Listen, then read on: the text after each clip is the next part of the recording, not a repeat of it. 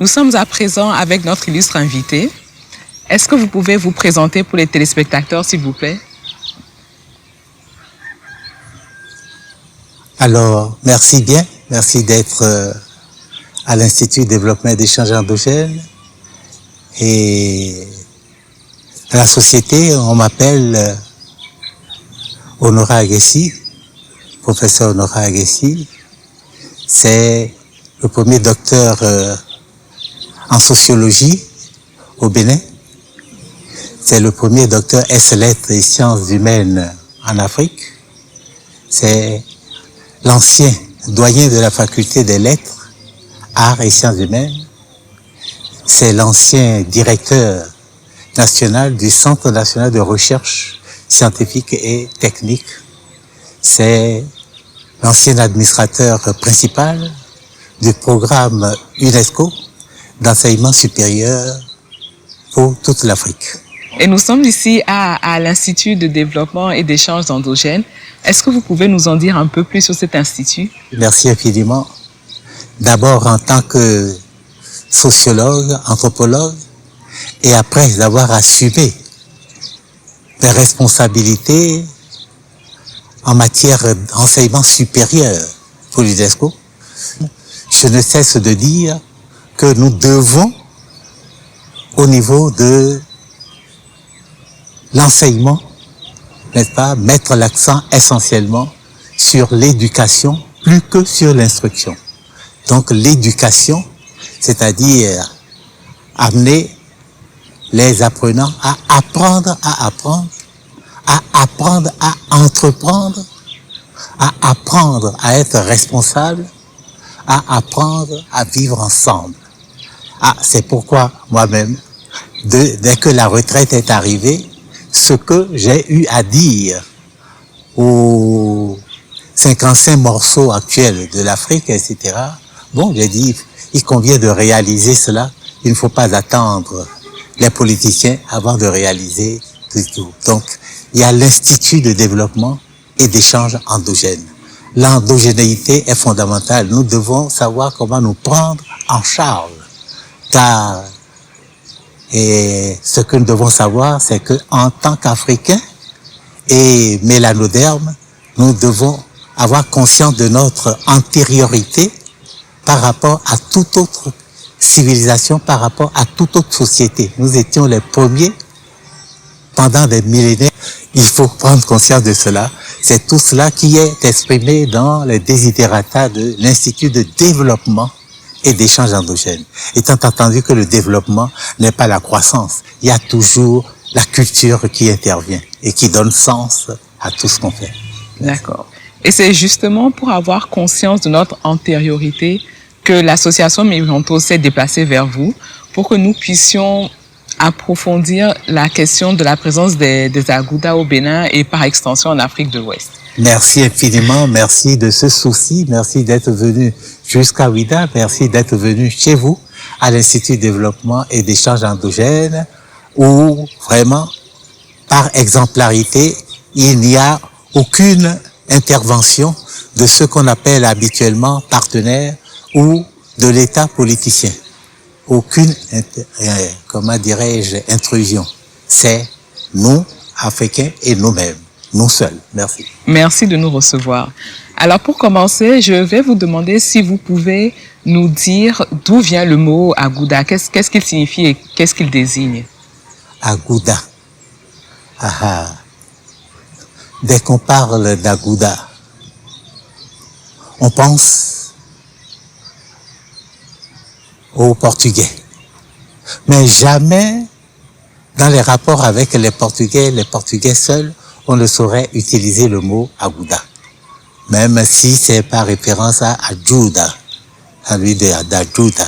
Bon, c'est la médiation du Brésil qui fait que il y a à tenir compte d'Agouda. Car c'est l'ensemble des valeurs de culture, n'est-ce pas,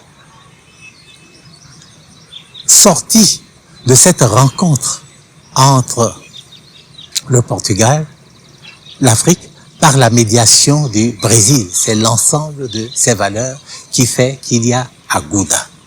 Agoudanou, parler d'Agoudanou. Ah, c'est parler d'une culture spécifique qui n'épargne rien en ce qui concerne la culture africaine, tout en n'oubliant rien de la culture, n'est-ce pas, portugaise. Il y a cela. Quelle aire couvre cette culture apportée par les Agouda?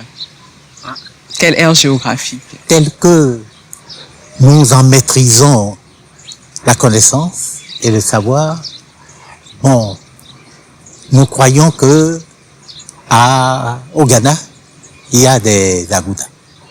Et au Togo, il y a Agouda. Au Nigeria, il y a des Agouda. A fortiori, au Bénin, au Dahomey, il y a Agouda. Voilà, enfin, l'ère spécifique où vraiment il y a eu la manifestation culturelle, n'est-ce pas, des Agouda. Voilà.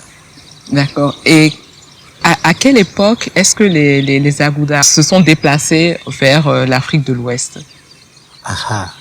Si la présence des Portugais au Dahomey, c'est en 1580, bon, en ce qui concerne Agouda, et non plus Portugal ou les Portugais, c'est depuis le 19e siècle, etc. C'est-à-dire cette période où des frères, des parents d'Afrique devaient partir de l'autre côté de l'Atlantique, échoir, n'est-ce pas, au Brésil, et nous revenir. C'est là qu'on a eu essentiellement affaire au Agouda. Et donc, comment est-ce que ces anciens esclaves qui sont revenus en Afrique et il y avait parmi eux parfois, donc il y avait des anciens esclaves et il y avait aussi parfois des héritiers, des descendants de négriers, lorsqu'ils sont revenus en Afrique de l'Ouest, comment est-ce qu'ils se sont installés, comment est-ce qu'ils ont été accueillis, comment est-ce qu'ils se sont intégrés? C'est que les Agouda, n'ont rien oublié, la plupart d'entre eux n'ont rien oublié des langues africaines. Bon, que dire maintenant de la langue, portugaise? De sorte que ce qu'on peut dire les concernant, c'est que nous avons affaire à la lusotropicalisation. L'usotropicalisation, c'est, la langue portugaise en pleine ère de tropicalisation, n'est-ce pas, en Afrique, etc. Et enfin, au Brésil également. C'est ça. Bon, de sorte que quand nos parents nous sont revenus, la plupart d'entre eux n'avaient rien oublié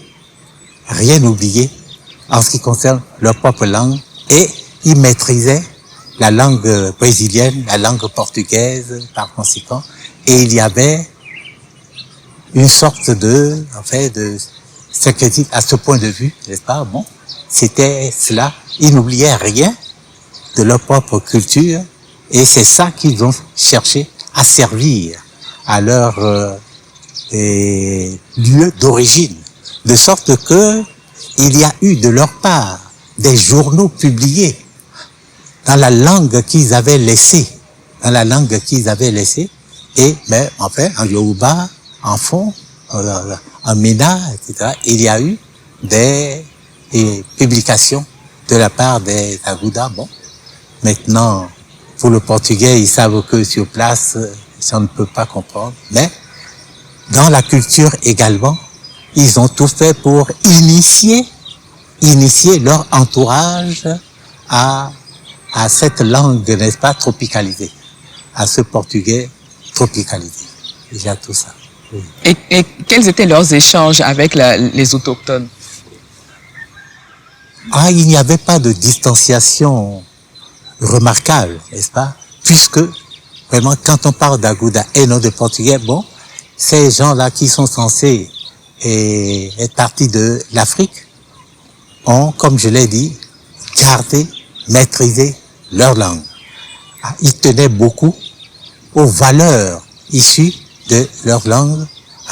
Donc dans les rapports avec et les Africains qui sont venus retrouver, les rapports étaient sereins, les rapports étaient fraternels, les rapports étaient amicaux. Si eux-mêmes ont fait l'expérience, la plupart d'entre eux ont fait l'expérience de l'esclavage, ils savent comment ils ont lutté au Brésil contre l'esclavage, comment ils ont été des dissidents, des gens qui ont résisté contre l'esclavage, au point que c'est par leur volonté qu'ils sont revenus par là, enfin, qu'ils sont revenus chez eux, n'est-ce pas? Ils ne sont pas allés ailleurs, c'est chez eux qu'ils sont revenus. Ils sont revenus au Dahomey, ils sont revenus au Togo, ils sont revenus, enfin, et non pas en Gold Coast, mais enfin, c'est en Gold Coast, pas au Ghana, mais et puis au Nigeria, c'est ça. Il n'y avait pas encore de Ghana quand ils étaient revenus du Brésil. Voilà. Les rapports étaient sereins, les rapports étaient fraternels. Voilà. Et donc vous dites qu'ils sont revenus ici sur la terre de leurs ancêtres, mais ils ont apporté avec eux aussi forcément des éléments de la culture brésilienne. C'est bien cela, et surtout sur le plan religieux, ils ont apporté ce sans quoi ils auraient été piétinés, n'est-ce pas, au Brésil, etc. C'est-à-dire ce qu'on leur a imposé comme religion, la religion chrétienne. Donc il y a les éléments de la religion chrétienne et sur lesquels ils ont essentiellement insisté en revenant ici. Et comment est-ce qu'ils ont pu organiser leur société ici sur la terre de leurs ancêtres en amenant avec eux justement des éléments d'une culture étrangère? Des éléments d'une culture étrangère. Attention, entre eux, ils pouvaient tenir compte de ces éléments d'une culture étrangère, mais dans leur rapport avec leurs serviteurs, dans les rapports avec leur environnement immédiat, ils essayaient d'utiliser l'essentiel d'une culture, la langue, et de tenir compte les valeurs nodales qu'ils connaissaient à la culture africaine, etc. C'est tout ça qui a fait que jamais, ils n'ont été considérés comme des étrangers.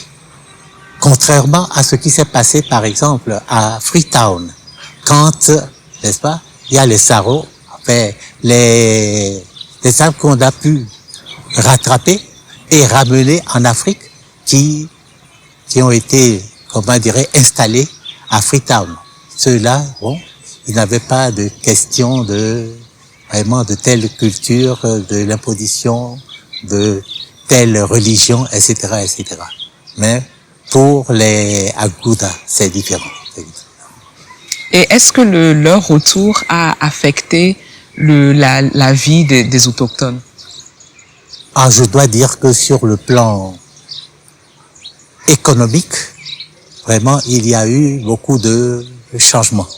Et si nous prenons le cas du Dahomey, si nous prenons le cas d'une personnalité historique qui ne peut pas ne pas vous intéresser, Francisco de Souza, nous voyons comment, vraiment, après avoir subi, n'est-ce pas, les actes de la part de Adandozan, le frère de celui qui allait devenir roi grâce à lui, c'est-à-dire Gézo, maintenant, il s'est installé, à Ouida, grâce à Gézo, car il a aidé Gézo à se faire reconnaître roi à la place de son frère Adandozan, etc. Et c'est en 1818 que tout cela s'est passé. Et les deux entretenaient des rapports considérables. On pouvait lui offrir des terrains à Ouida, et en dehors des terrains que Olivier, n'est-ce pas, pouvait lui offrir également du côté du fort français actuel. Il y avait tout cela. Donc, Et comme il a aidé Guézo à reprendre le pouvoir en 1818, il se trouve que, après tout ce qui s'est passé, bon, lui, il s'en est allé en mai 1849, car son frère Guézo, n'est-ce pas, a dû partir 10 ans après, et 1859, oui, on dit habituellement 58, mais si l'insistance est mise sur les 10 ans après et d'Assouza, nous savons que d'Assouza c'est mai 49, donc lui aussi c'est, comment dirais, en 59, de sorte que vraiment les relations étaient très liées entre les deux. À Ouida, vous avez telle famille qui devait, enfin, souvent tenir compte du chant suivant. Sade non sabo, sade non ba sade petea, o saloa, o mina imo kezo da jame, e nando kezo, agbosu chachawe, e nando pena. Il y avait tout ça, bon. Donc, dans la culture même de sa famille, des gens liés à Sibomé, on insistait sur cette liaison fondamentale entre Guézo et lui. Bon, mais disons que Guézo n'a pas pu faire cela sans l'assistance de, comment dire, d'Olivier, en fait, celui qu'on vais appeler Olivier Montaguer, etc. Bon, ce sont les deux qui se sont liés pour savoir comment dribbler et le roi Adalouzan pour faire venir au pouvoir le roi Guézo. C'est ce qui s'est passé en 1818. Vous voyez, ne serait-ce que ça. Et puis, il y a d'autres points de vue. Vous voyez ce qu'on appelle, enfin, le quartier Blaisine à Ouida aujourd'hui. Bon, c'est surtout l'ancrage de ce qu'on fait de cette ère culturelle à Gouda, à Blaisine, etc. Bon, et vous voyez comment, bon, à l'intérieur du pays, bon, vous avez non seulement Dassouza, vous avez Vilassa, vous avez Rodriguez, vous avez Damata, Santana, vous avez en fait Galveda, vous avez en fait tout cela. Donc, les relations étaient bonnes sur place, même si du côté de celui qui a aidé et Guézo, il y a eu des bavures, puisque lui il a dû, étant devenu commerçant, après avoir, n'est-ce pas, offert sa démission du poste qu'il occupait du côté du Portugal, etc. Bon, il n'a pas manqué de mettre un accent puissant sur l'esclavage et d'envoyer de l'autre côté des esclaves, de son côté. Voilà. Et donc, il s'est créé un lien fort entre le Brésil et le Bénin. De sorte que vraiment, les populations ne manquaient pas de mettre l'accent sur les relations avec les Agouda. Et comment est-ce que ce lien s'est-il nourri? Oh, vous savez, ce qu'il y a de merveilleux dans la vie, c'est la progéniture. Il y a eu, vraiment, à 90% des mariages. Mais coûte, ceux-là qui sont revenus, ils devaient prendre femme dans telle ou telle famille sur place, etc. Ils n'ont jamais cherché à dire, il faut qu'on aille, n'est-ce pas, qu'on retourne au Brésil, qu'on aille au Portugal chercher telle ou telle femme. Non.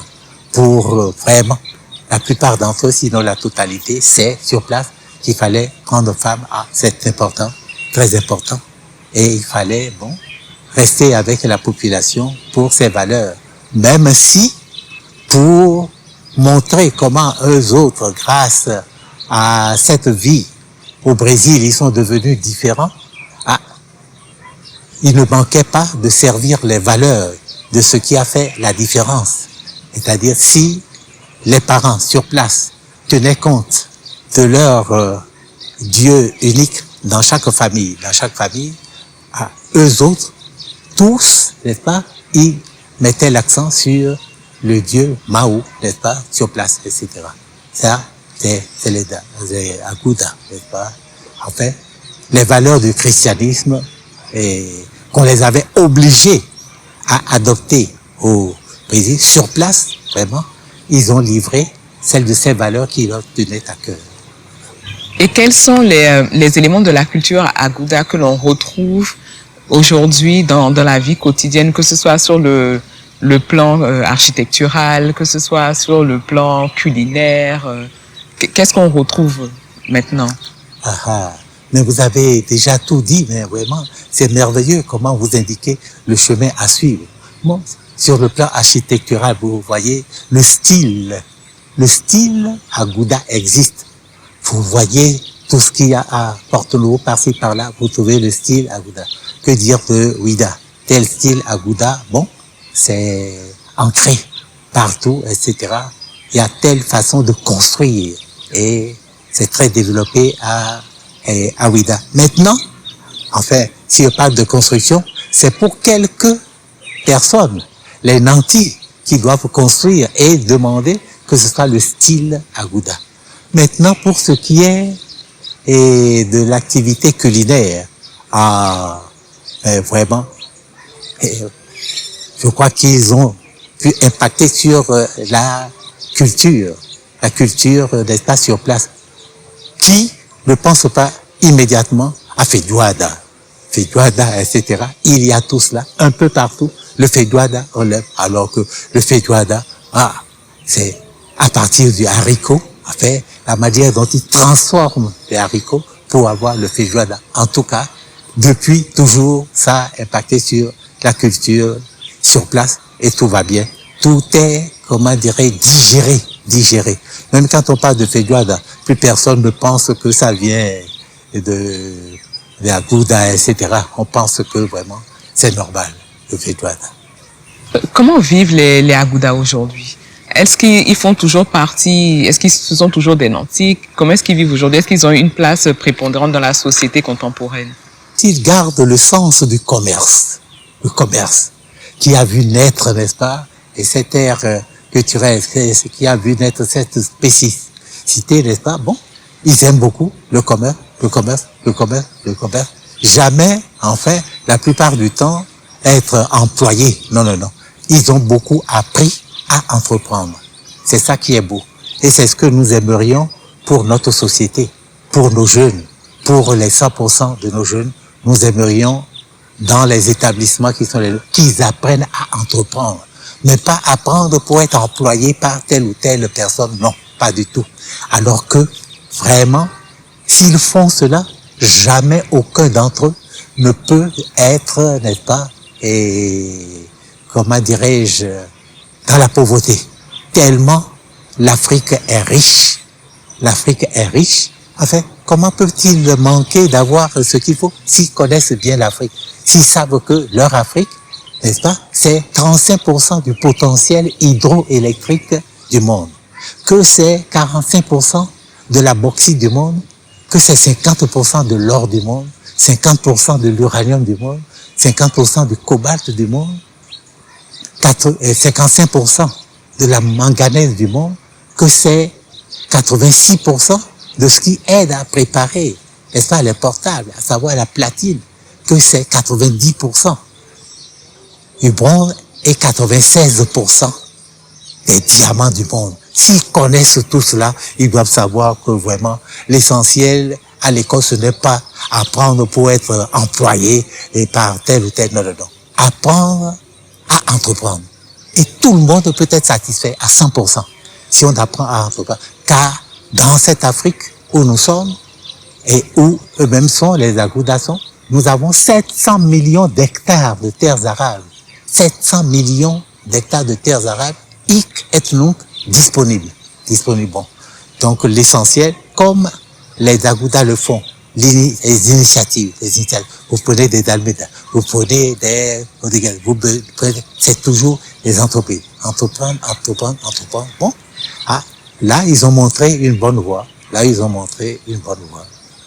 Et selon vous, est-ce que on peut parler de panafricanisme lorsque l'on voit que chaque année, tous les descendants de Sousa se réunissent annuellement parce qu'ils partagent un héritage commun? Ah, c'est déjà bien. C'est la monstration et, comment dirais-je, à un petit niveau de ce qu'il convient de faire dans le panafricanisme. Car dans le panafricanisme, personne ne doit dire tout simplement qu'il est enfin au Bénin, dans la béninoiserie, et qu'il est au Togo, qu'il est au Dja, qu'il est à tel ou tel. Non. Nous sommes tous des Africains, et rien que des Africains. De sorte que quand il y a, en fait, si nous prenons toujours l'exemple d'Assouza, bon, quand il y a tel ou tel, par exemple, demain, il y aura la fête, puisque le fondateur du groupe est Francisco. Donc, la fête de Francisco, la fête de Saint-François, c'est le 4 octobre. Coûte que coûte, à Singomé, il doit y avoir la rencontre de tout le monde. Les de Sousa, de Lomé seront là. Les d'Assouza, qui sont du côté du Nigeria, seront, n'est-ce pas, un peu partout. Ils doivent se réunir. C'est ainsi que nous devons agir dans le panafricanisme. Quand il y a des sujets importants, c'est que tout le monde doit se réunir là-dessus pour bien régler cela, pour bien digérer cela, etc. Vous voyez, un tant soit peu, ce qui s'est fait déjà du temps de Monseigneur Isidore d'Assouza avec l'Université catholique de l'Afrique de l'Ouest. Comment lui voyait les problèmes, et surtout en me demandant d'insister là-dessus à l'UCAO, à toutes les réunions de l'UCAO. Par exemple, pour cette université de l'Afrique de l'Ouest, on répartit les domaines à différents territoires, je ne dirais pas pays. Les morceaux d'Afrique que nous avons là ne sont pas des pays, ce sont des territoires. Le Sénégal, c'est rien que l'économique. De sorte que tous les Africains de l'Afrique de l'Ouest qui entendent dans le cadre de l'UCAO, l'Université catholique de l'Afrique de l'Ouest, étudier l'économique, doivent se rendre au Sénégal, rester ensemble pendant toute la période et tout faire ensemble. C'est déjà le panafricanisme. Si c'est la culture, ils doivent aller, n'est-ce pas, au Mali. Si c'est les sciences de l'éducation, ils doivent aller en Guinée. Si c'est l'informatique, c'est le Togo. Ils doivent se rendre à Séville, n'est-ce pas? Si c'est les sciences de la vie et de la santé, c'est la Côte d'Ivoire. Et tous ces Africains, tous ces jeunes apprenants doivent se rendre par là. Bon, que dire du Bénin même? En fait, c'est l'agronomie que Monseigneur Isidore de Sousa voulait. Bon, c'est ça, le début du panafricanisme. Car là, maintenant, ce n'est que un tantinet de panafricanisme avec une dizaine de pays. Mais c'est ça qui doit se faire au niveau de toute l'Afrique. Et c'est ce que moi j'ai tenu à dire un peu partout, au compte de l'UNESCO, à tous ces territoires où je me suis rendu pour dire nous devons créer des universités à focaliser sur telle ou telle discipline dans tel ou tel territoire. Et là, il doit y avoir les meilleurs professeurs, les meilleurs enseignants d'Afrique. Il doit y avoir les meilleurs centres de documentation, n'est-ce pas, informatisés du monde. Il doit y avoir tout ce qu'il y a de bien pour que nous ne soyons pas dans l'à peu près, que nous ne demeurions pas dans la médiocrité, dans l'organisation des choses. Actuellement, parce qu'on veut tout avoir au niveau de chaque territoire d'Afrique, des jeunes doivent passer par la fenêtre pour aller dans telle salle de cours, doivent faire ci ou ça. Non. Si nous sommes mieux organisés, panafricainement, ça doit aller. Mais ce que vous avez dit à propos d'Assouza et d'autres familles, ça permet justement de voir comment vraiment il faut s'organiser en se rencontrant, comment il faut être dans la mobilité, comment dirais-je, qui permet d'aller de l'avant, dans la mobilité qui permet d'aller de l'avant. Et puisque vraiment le panafricanisme vous aide, en fait, vous et vous tenez à cela, sachez que si vraiment l'Afrique réalise le panafricanisme, il n'y a pas de pays au monde, il n'y a pas de continent au monde qui puisse valoir l'Afrique, Quand nous avons parlé des Agoudas, bon, si nous voulons parler des esclaves en général, sachez que, après tout, enfin, c'est un esclave, prétendu esclave, qui a donné la lumière électrique au monde. C'est un esclave qui a donné. Alors, premier la lumière électrique au monde, c'est l'étimeur, en 1881. C'est un esclave qui a donné le système et le premier appareil de téléphone au monde entier. C'est Granville Woods, en 1882. C'est un esclave qui a donné le premier réfrigérateur, n'est-ce pas, au monde. John Standard, en 1887. C'est un esclave. Bon, les esclaves ont donné beaucoup. La peinture, c'est Carver, n'est-ce pas, qui a donné cela. Donc, c'est formidable. Ce que les Africains sont capables de faire et qu'on les empêche de faire, surtout au niveau de leurs responsables politiciens. Et nous voulions aussi savoir comment est-ce que les descendants d'Agouda aujourd'hui, des Agouda, conservent ce patrimoine et le transmettent. Nous constatons qu'il y a des rencontres. C'est ça qui permet, même s'il y a oubli au niveau de telles cellules familiales, grâce à ces rencontres, on se voit rappeler à l'ordre qu'il faut aller dans tel sens, il faut aller dans tel sens. Bon, c'est déjà bien, car en Afrique, dès lors que les Africains n'ont à être dominés par personne, n'est-ce pas? Bon, étant les premiers, ils savent que tout ce qui peut venir du monde, en fait, ça peut les intéresser. Au point que, vraiment, et comme Monseigneur, n'est-ce pas, en fait, il intéressait avec cette pensée importante. Homo sum et nihil humani ame alienum. Je suis un être humain et rien d'humain ne doit m'être étranger. Je suis un être humain et rien d'humain ne doit m'être étranger. Or, c'est pas ça pour l'Europe. Or, pour l'Afrique, c'est ça. Dès lors que je suis un être humain, rien d'humain ne doit m'être étranger. Ce que l'autre apporte, ça doit m'intéresser, car c'est du monde. Et le monde ne comporte pas que ce qui est dans ma société, c'est tout ça. Et rien de ce qui se passe un peu partout ne s'impose, au monde entier. C'est pourquoi nous mettons l'accent sur les échanges endogènes. L'endogénéité l'emporte sur, n'est-ce pas, l'imposition internationale, l'imposition en disant que vraiment c'est la mondialisation, etc. Il faut développer les initiatives chez les êtres humains et tout faire pour que chaque être humain comprenne ce qu'il y a de bon dans ce qu'apporte l'autre. Or, c'est ça pour l'Afrique essentiellement. Alors que ceux qui sont en contact avec nous ne veulent jamais, n'est-ce pas, connaître ce qui est de l'Afrique. Tout ce qui est de l'Afrique est diabolisé, etc. Ben, pour nous, non. Nous allons apprendre tout là-bas. Enfin, quand je suis allé là-bas, etc., pour tel certificat à passer, est-ce que je n'étais pas le premier, à l'écrit? Est-ce que tel professeur, me voyant à Sorbonne, à l'oral, n'était pas surpris en me disant, Monsieur Agassi, mais enfin, qu'est-ce que vous venez faire? Pourquoi vous venez passer, Monsieur, pas Monsieur Agassi, pourquoi vous venez passer l'oral à la place de Monsieur Honorat Agassi? Bon, ça ne peut pas être vous, car c'est le meilleur à l'écrit. Dès lors que c'est le meilleur à l'écrit, ça ne saurait être un Africain. Or, j'ai démontré que c'est moi qui suis cet Honorat Agassi pour ce syndicat en 58. Ils n'ont qu'à demander des renseignements sur cela à la Sorbonne. Pour nous, Africains, rien d'humain ne doit nous être étranger.